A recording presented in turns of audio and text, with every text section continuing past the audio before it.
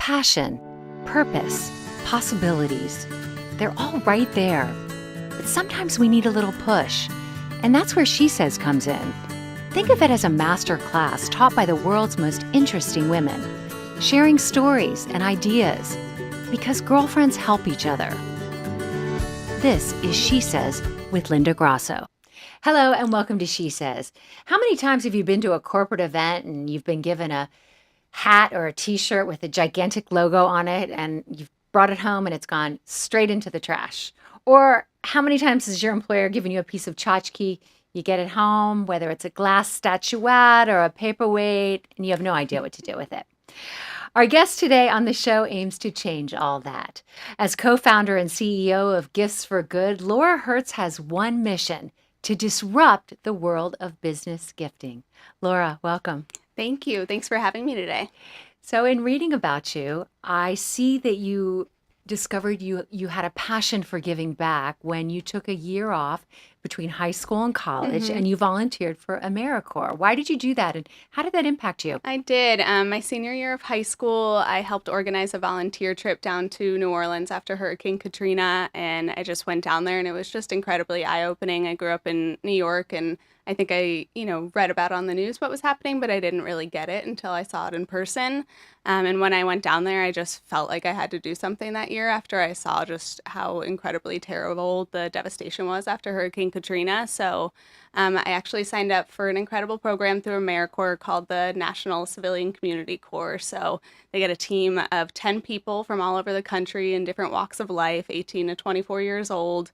And you spend a whole year working for different nonprofits around the country, volunteering your time. So I did do, Hurricane Katrina recovery with Habitat for Humanity, and I worked at a food bank in Sacramento and led the largest clothing distribution program in California. I taught in the inner city schools here in Los Angeles, and I did wildfire recovery work after the wildfires in San Diego. So a lot of things that just really, really got me out of my comfort zone, coming from, kind of a bubble of a town, if you will, in New York, and just seeing, what devastation there was and how much need there was just here in our own country. A lot of times people go abroad to volunteer and they don't realize the need right here at home. It's so interesting because so many kids, and most kids, just get out of high school and they're gung-ho for college and they just want to start their lives. But I do know lots of people that believe that the best thing you can do when you get out of high school is do a year of service. 100%. I tell my husband all the time, and we always say we're going to have our kids do a year of service before they go to college. I think it's the best thing someone could do. You grow up a lot, and I think you learn a lot about what you want to do, and just learn a lot from being around other human beings and getting out of your comfort zone. And just learning to appreciate what you have. 100%. And the fact that you're not in a you're not living in a crisis zone, or you're not living at the poverty level. We take so much for granted. So much. It just makes you really, really grateful for what you have. So when we were talking before, you said you grew up in a business-oriented family. They were did. Accountants, and what were some of the other jobs? Yeah, my dad was, he worked at one of the big four at Ernst & Young. He was focused specifically as a consultant in tax, and my mom was a nurse, so kind of that really hardworking New York businessman combined with a woman who really showed me, the importance of caring for other people too. And you went to college. You went to UC Berkeley. I did. And did you major in business? I did. Okay. I started with environmental economics and policy, and then you have to apply to the business school your second year. So then I went in, with the intention of using business as a force for good. Yeah. So the first job you took out of college, was it with Deloitte? It was, yes. What were you doing with Deloitte? I was an accountant there, working with one of, we're at financial services, so like Charles Schwab, Bank of the West, and it was definitely, not really using my passions for giving back, but of course learning the fundamentals of business, and always important to learn, right? Accounting, business, and finance. Well, when we spoke before, you said in a sense it was like hitting a brick wall, though, because you were in a windowless office. You were working long hours. I was. And you were miserable. I was miserable. It definitely was not, I was not passionate at all. And I really wanted to, find a way to get back to what I had always wanted to do, which was just serving other people. And you definitely feel it when you're not passionate about work every day. You're counting down the clock, ready to leave, rather than not realizing how late it is. Like I am up now, like at 2:30 a.m. My co-founder laughs all the time. I'm just sending emails because I just love what I do. Did you flat out quit? I did. I did. I quit. And, coming from my sister also worked at one of the big four, and she was at PricewaterhouseCoopers. So we were kind of all over at the big four. Were your parents all bug-eyed about it? Were they like, Laura, what are you doing? A little bit. You got a good job. Yeah, I think they were. I had a great life in San Francisco in a beautiful apartment. And, I loved everything outside of work, if you will. And I did. I quit, and they were surprised. But, my mom was always really supportive. She knew that I needed to get back to something that made me happy. You went back to school. You went to USC. I did.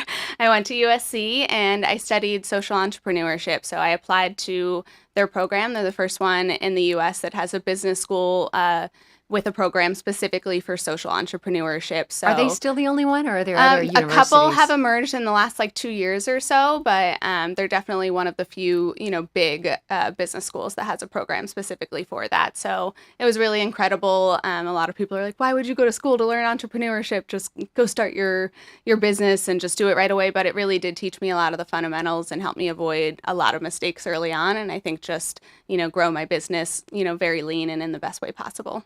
And while you were there, you met a man who is actually your partner in Gifts for Good. Yes. And he is an unlikely partner that you met. Tell everybody about why. I'm really lucky to work with Jerry. He is, this is kind of his second career in life. So he is about 30 years my senior and a serial entrepreneur. He's founded a lot of different businesses, and he has his MBA, his JD, and 3 other master's degrees. And one of those guys who's done everything from dog sledding in the Arctic to hiking Kilimanjaro, and he's a really just great asset for me. And we're very different when you walk into a room together. A girl in her late 20s and a guy who spent 30 years in commercial real estate here in Los Angeles, and he did well for himself. So. In a way, though, as sort of crazy as that pairing sounds, because also you're in a classroom. Right. He's taking the same USC program that you are, and he's probably the oldest guy in the room. He is, yeah. And there's a thing about 20-somethings. They don't really oh my God, I got the old guy. Yeah, totally. But as luck would have it, really, you guys bring something really unique to the table. We do. What's so interesting about it to me, though, is that you were savvy enough to realize it. Mm-hmm. You were working on a class project together. What happened? We were doing research about just the corporate gifting market, and it was just astounding to me to read how much money was being spent there. So, I had seen that, and how much money was being spent on swag with a backpack or a water bottle when I'm, at a conference or any event or even anything at business school. We started doing research. We realized it's a $21 billion market just for promotional items, but companies are spending about $60 billion every year on corporate gifts. So that includes gifts for employees, customers, clients, suppliers. And that's incredible to realize when companies are only donating $18 billion to charitable causes. So you're spending $60 billion on just corporate gifts, but you're only donating $18 billion to charitable causes. Imagine if companies can take all of that money and then put it towards charitable causes and as a force for good. So tell me how you're working with Jerry on this class project. Yeah. You're starting to see that he's a really interesting guy. You have things in common, meaning you both are geared towards wanting to do something to give back. How did the idea of joining forces to form Gifts for Good happen? We pretty much had a presentation at the end of the semester, and we looked at each other after it and we went, we have a really good idea. I think we should do this. And it was a time where I was planning on actually moving back to North Carolina to be with my fiance, and I was kind of ready to, leave LA, do something different. And it was pretty scary because he just looked at me and he's like, how often can we do this? Why don't we just try it? Let's give it 6 months. And my fiance was like, go do it. Go do it. I believe in you, and just what's the worst that could happen? There must have been, aside from the fact that you guys had similar mindsets, and you were smart enough to realize that he brought different skills and assets to the party, and you brought another set to the mix. There must have been something else about him. What were some of those qualities? And the reason why I bring this up is I think that spotting the right partner is an art. It is. You know, sometimes the right partner, you're thinking this, you're thinking that. And so much of the success that I see from women who are making bold, innovative moves and really get on the path of fulfillment in their Right. lives, strangely enough, is about choosing the right partner. What was it about him? I think a lot of it when you're meeting your partner is just trusting your gut. I just always had, a good feeling, and I just knew he was a good person. Like, you just know that about people sometimes. And how many people, when they're almost 60 years old, go back to school to study social impact and wanting to do good when you've done very well for yourself and you've spent, 30 years in commercial real estate in LA, you're okay. You don't need to do that. Yeah. And I think the kind of person who would do that is a kind-hearted person. Yeah, he definitely sounds like he's got authenticity and honesty Yeah. going for him. So you guys get together and you start formulating ideas and how would this work and how would we divvy up responsibilities and how would we fund it and all that. How long was that sort of those startup conversations? They really weren't that long with me and Jerry. I think we were just like, let's go do it. A lot of people focus on the nitty-gritty, but like we were more like, let's put it into action. Let's call people. Let's get partners on board. Let's build this website. And we just got into it right away. So I think both of us were just excited and we weren't scared to work with each other. I think a lot of people are, spend too much time on the nitty gritty in the beginning. And we were like, let's just go do it and let's make this happen. Let's get it up as quick as possible. And let's see what people think of it. Did you self-fund it? Did you guys We have to did. take out a loan? Oh, so you put in We some did. money and so did he. Exactly. Yeah. We self-funded it together and still that way today. So your parents, I'm assuming they put you through college. They had paid for your undergraduate degree and your graduate. Did you take out loans? No. I took them out. I paid for that myself, and I definitely have student loans like every millennial out there. So was and there part of you that was freaking out? You had Of loans course, to pay. of course. I still have loans to pay, and I'm still a founder. So, every day you can get scared by that, but I think I believe in myself, and I believe in what I can create and do, and I think that's what a lot of people hold back because it's a hard decision to make to just go start a company, but I think I know what I can do, if that makes sense. So you guys put together this company and you start working together. You had to really lay the groundwork. We were talking on the phone before. You are picking products that are high end, well crafted, well thought out Right. gifts, not the kind of cheap tchotchke that I was talking about Not at the at beginning all. of the Yeah, show. not at all. But you also have to vet them. I mean, you have to make sure that Yep. if you say, such as I was complimenting a $268 leather bag that you had on the site that was made by artisans in Ethiopia, Right. and the money's helping go to them to help them live above Yeah. the poverty line. You have to vet these products. We do. How did you go about doing that? Did you make trips overseas? and- We did. We really prioritized going to meet people in person. You check things like Charity Navigator. I also looked for how long have these organizations been around. A lot of them are amazing nonprofits that have been around for 25 and 30 years, and maybe only someone in Alabama has really heard of them, or only people in Denver have heard of this incredible nonprofit that employs women coming out of human trafficking.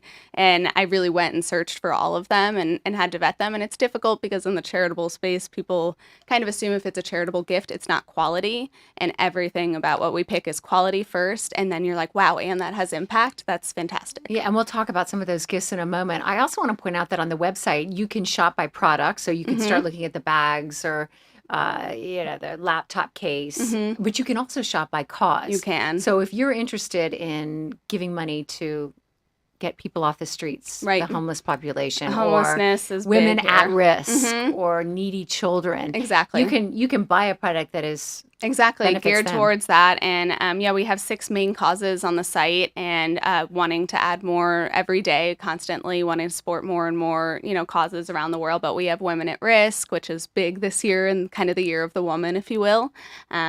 Children in need, and we have health and environmental causes, and we're really trying to support as many causes around the world as we can. Actually working. Supporting charitable causes in 65 countries and 19 states right now. So we're really proud to say that. How did you go about getting corporate clients? I mean, you're young. Yeah.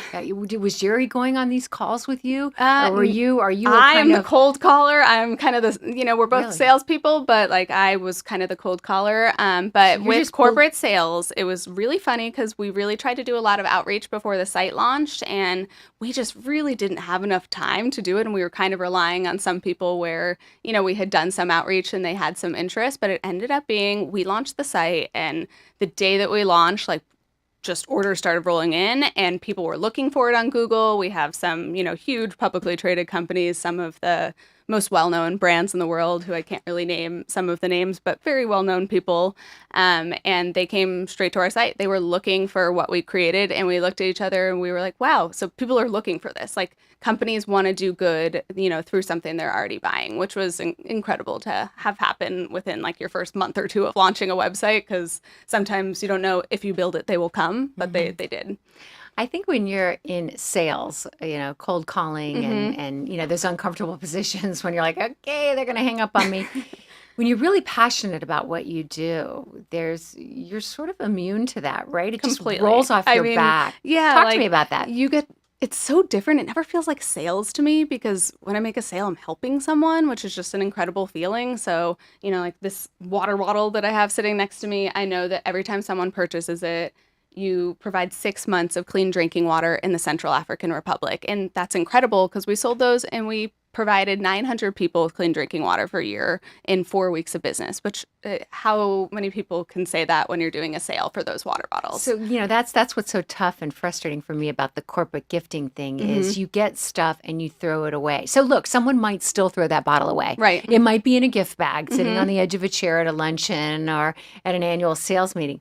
But even if you throw it away, it's helping someone. Completely. And I mean, that anything that's purchased on our site is helping someone. But honestly, I don't think that happens with our gifts. People get it, and it'll come with a card about like the woman refugee who hand poured your candle in her journey as a refugee and what country she came from, how she came to America. There's just a story behind every product. And I think that story seems to resonate across the board. Yeah, I mean, the millennial pitch is a lot of our sales pitch. I mean, companies know that when they come to us and they buy these gifts, it's not just that they're buying these gifts to give back and do good. It's also helping with, retention of their millennial workforce, and really people who are millennials in the workforce want to know that their company is doing good for the world. And I think that really helps with our sales pitch, because millennials are going to be over 50% of the workforce by 2020. And that's huge. That's big. And a lot of companies are having trouble with retention. So we definitely speak to that with our sales pitch. So exactly how long has Gifts for Good been in existence? About, let's see, it's April now. So we launched actually officially our website just only in November, so 6 months ago. And we began working on it last September. So it hasn't been that long, but it's been a really incredible journey. And, we've grown really quickly and now have 4 full-time and a bunch of, part-time sales staff. So people really, I don't know, like, just the mission. I think people just get it. Like people get wanting to change the world, the way the world gifts, because outside of corporate gifting, how many people just feel like the need to buy someone a gift over the holidays, which to me was part of the reason I started this. So that is a $110 billion industry, just gifting, which actually is 1 in every 10 retail dollars in the US, which is mind-boggling to me. So 1 in every 10 retail dollars could go to good. And that's kind of what I just want to say to everyone too, is like anytime you purchase a gift, just think about how it could support someone else.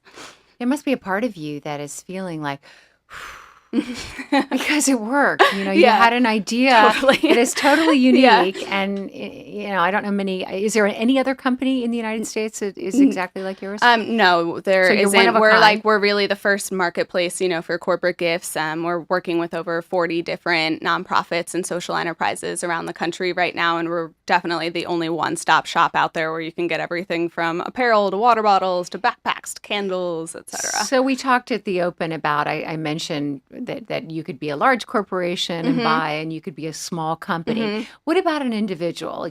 Mother's Day is coming up. What if I wanted to go? We can definitely do that. I mean, we have minimum order quantities on about 25% of our products, but the other ones we don't. So like this beautiful leather bag of mine that's sitting next to us, perfect for Mother's Day. It supports women. We have so many causes that support women. So a lot of great gift options for Mother's Day. You actually brought in a candle I that did. I smell. Who made that candle? That one's Why don't incredible. You hold it just for anyone who's watching? Yes. So this one's incredible. Comes in a box, and just like all of the candles you see on like Abbott Kinney and in Venice, and it's an incredible smell as well. You can see, and you can customize all of the labels as well. So whatever you do, if you want to have happy birthday, happy holidays, a custom message, and is this your a soy candle logo. or? Yeah, that one's actually coconut wax, which is the best kind of wax you can get. It's very ethical, sustainable, and it smells amazing. We have like 50 different scents. So and I'm looking over there at a bottle of wine too. Yes. You sell wine. We do. This one was actually recently featured in The Knot, which was really fun. So we have a lot of interest from like brides and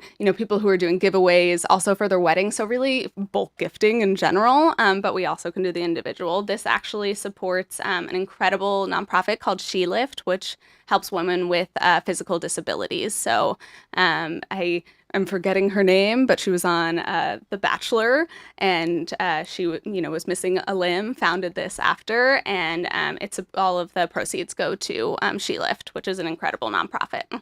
So what are some of the big challenges, as you look out into the future? What do you hope to sort of hurdle? What are some of the hurdles for Gifts for Good, and how do you see it rolling out over like the next 5 years? Yeah, I mean, as an executive, it's hard because we definitely started it in corporate gifting, and there's a lot we can do in corporate gifting. But as you're saying, like individuals really also resonate with what we're doing.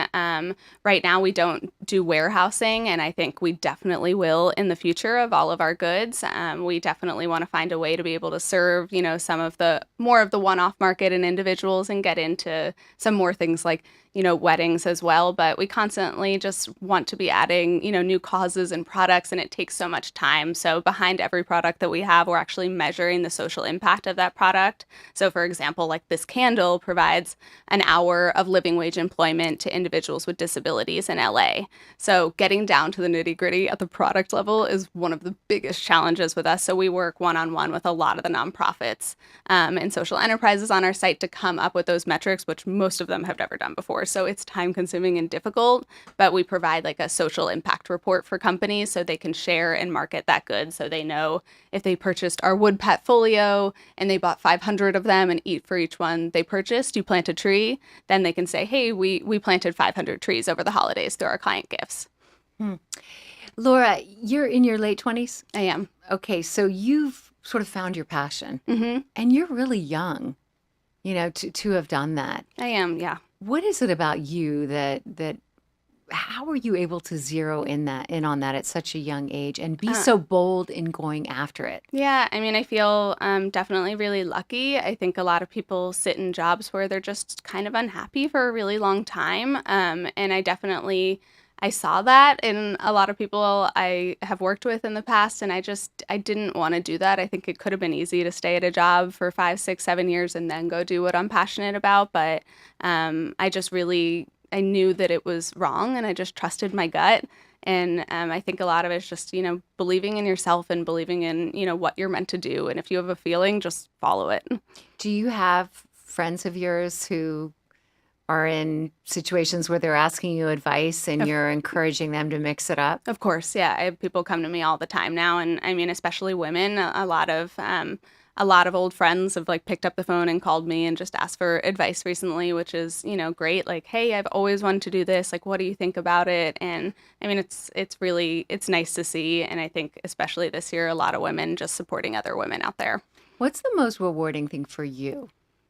I mean, so much. I love my team. I have an incredible team member, Janice Steverding. She was the second hire at Tom Shoe's giving department. She grew their their giving program from 1 million pairs of shoes to 40 million pairs of shoes. So she was that person who was in charge of giving away millions of pairs of shoes all over the world. How were you able to get her on board? I'm definitely lucky. We just connected, like we met, and I think both of us were like, we're just meant to work together. It was just one of those moments, and I definitely am so lucky to have her. So I feel blessed every day that she's on my team and working side by side.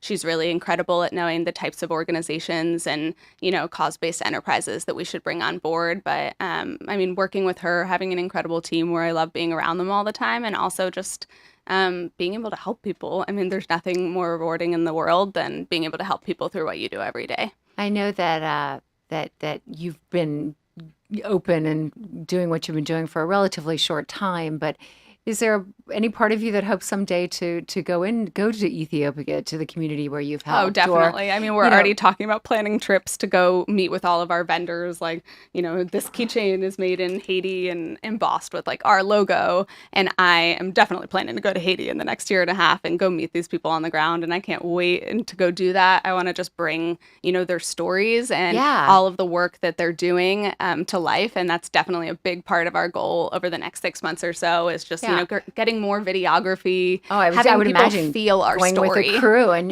showing that. Exactly. Because there's nothing like, a video that Completely. shows the people and not just video, reading VR about them. is a goal of mine. I definitely, eventually I really want to create like a retail space where you can go in, put on some goggles, like do the whole VR experience and be able to be in Ethiopia, seeing people making our bags. VR, I have no idea what you're talking Virtual about. reality. Oh, so I want to bring people Okay. on the ground. So you got it. Okay. Yeah. I just learned something. Yeah, there you go. VR. Good. Yeah, I'm VR. going to be using that a lot. Laura, you've accomplished so much already in your life. What advice can women learn from you and your story? What sort of tips or takeaways can you offer? Yeah, I would say just to really trust your gut. I think there's nothing more important than, following your gut. And if there's something that you feel like you've always wanted to do, go do it and just don't wait. I definitely would say that to every woman. And I would also just say, I think every person finds a lot of purpose from serving others, and to just find a way to do that, because I think people sometimes feel really lost, and the best way to find yourself is to, go out there and, volunteer at a soup kitchen or bring good to work every day. Like if your company is purchasing gifts, that's such an easy way to be able to integrate social impact and like feel purpose in what you're doing every day. And I think a lot of people can bring impact and doing good into their day-to-day work. What about innovating? What about going out on a limb and trying things that haven't been done before? That's hard. It's really hard. I think it's really hard. A lot of it is your mindset. If there's one thing I've realized over the last 2 years, it's that your mindset is everything, and you just have to believe in what you're doing. And I would definitely say that's extremely important. And I think I get in my mindset every day by realizing you just have to think, what do you have to be grateful for? I wake up every day and I'm like, I have a roof over my head, I have food on the table, and not a lot of people in the world can say that. So it's a good day. Laura Hertz, thanks so much for chatting with us. Thank you. I've enjoyed Thanks for having me. Hearing about gifts for good, and for me, it opens up a whole new place to shop. Yay, good. Thank you for having me. And thank you to our listeners for taking the time. We really appreciate it. You can follow us on Facebook and Instagram and see who's coming up each Tuesday. And we drop a new episode every Tuesday. So we look forward to seeing you next week. Thanks.